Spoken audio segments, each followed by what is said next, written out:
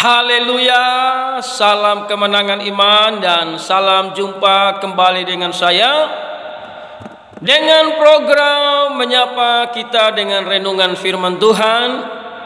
Doa saya semoga kita semua sehat-sehat selalu di dalam perlindungan Tuhan kita Yesus Kristus. Sobat-sobat yang terkasih, dunia sementara menuju kepada kehancuran. Namun berbahagialah orang-orang yang berlindung kepada Tuhan, yang menyembah kepada Tuhan bernama Yesus Kristus. Biarlah kita semua ada di dalam perlindungan Tuhan yang luar biasa. Firman Tuhan kali ini terambil dari Markus pasal yang ke-9 ayat 38 sampai ayat yang ke-41. Dengan perikop seorang yang bukan murid Yesus mengusir setan. Kata Yohanes kepada Yesus, "Guru, kami lihat seorang yang bukan pengikut kita mengusir setan demi nama-Mu. Lalu kami cegah orang itu karena ia bukan pengikut kita." Tetapi kata Yesus, "Jangan kamu cegah dia. Sebab tidak seorang pun yang telah mengadakan mujizat demi nama-Ku dapat seketika itu juga mengumpat Aku." Jadi dalam pembacaan ini Yohanes berbicara kepada Yesus bahwa mereka melihat ada seorang yang bukan pengikut Yesus mengusir setan demi nama Yesus. Jadi saudara perlu ketahui, nama Yesus adalah nama yang ajaib. Karena Yesus Kristus artinya Tuhan menyelamatkan. Jadi nama Yesus ini tidak dikhususkan untuk orang-orang Kristen saja, tapi semua orang apapun agamanya, kalau dia mengusir setan demi nama Yesus, dia percaya Yesus adalah Tuhan dan Juru Selamat, maka mujizat itu pasti terjadi. Jadi di sini Yesus tegur atau menasihat Yohanes supaya jangan melarang orang-orang yang mengusir setan dengan nama Yesus, sekalipun dia bukan orang Kristen, sekalipun dia bukan pengikut atau muridnya Tuhan Yesus. Mungkin mereka adalah orang-orang yang di luar agama Kristen, tapi ketika mereka beriman dan percaya bahwa Yesus Kristus adalah Tuhan dan Juru Selamat, maka mereka akan menerima kuasa ketika mereka mengusir setan demi nama Yesus. Karena nama Yesus nama yang ajaib, nama yang berkuasa mengatasi alam semesta. Siapapun kita, apapun agama kita, kalau kita percaya bahwa Yesus Kristus adalah Tuhan dan Juru Selamat, maka bukan saja kita bisa mengusir setan, tapi kita juga menerima anugerah keselamatan.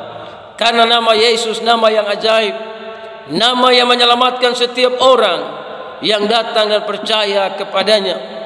Makanya di ayat 39 kata, "Tetapi kata Yesus, jangan kamu cegah dia, sebab tidak seorang pun yang telah mengadakan mujizat demi nama-Ku."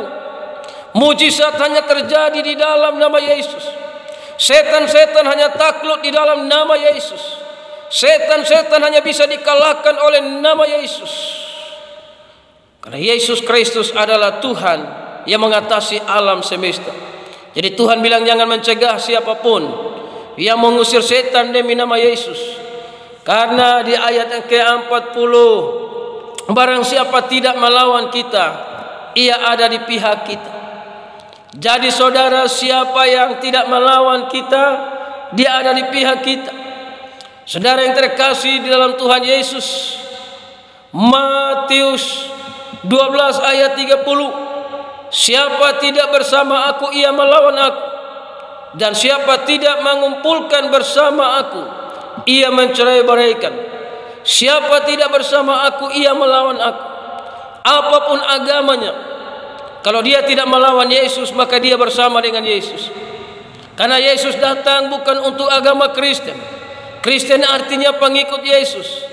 Walaupun saudara bukan orang-orang Kristen, tapi saudara tidak melawan Yesus, maka saudara bersama-sama dengan Yesus.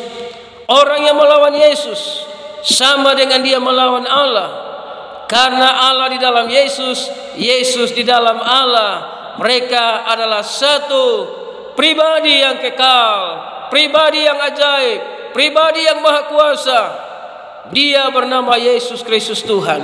Sebab itu saudaraku yang terkasih, mari dimanapun kita berada, walaupun saudara bukan orang-orang Kristen, tapi ketika saudara mengalami kesulitan, tantangan, persoalan hidup, panggil namanya yang ajaib, namanya Yesus Kristus Tuhan.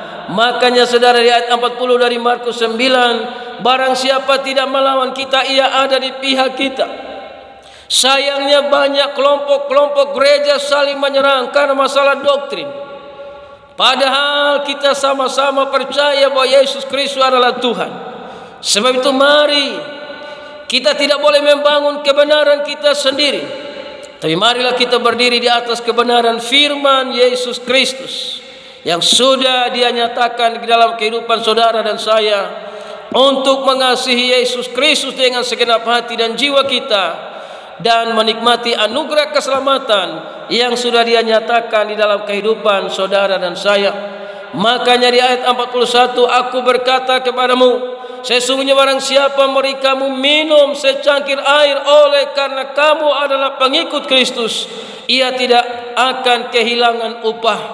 Mari kita saling memberkati satu dengan yang lain, karena kita adalah pengikut Yesus Kristus Tuhan. Berbahagialah kita yang tidak percaya, yang tidak melihat, namun kita percaya Dia ada, Dia hidup, berkuasa mengatasi alam semesta. Salam kemenangan iman buat kita semua. Haleluya.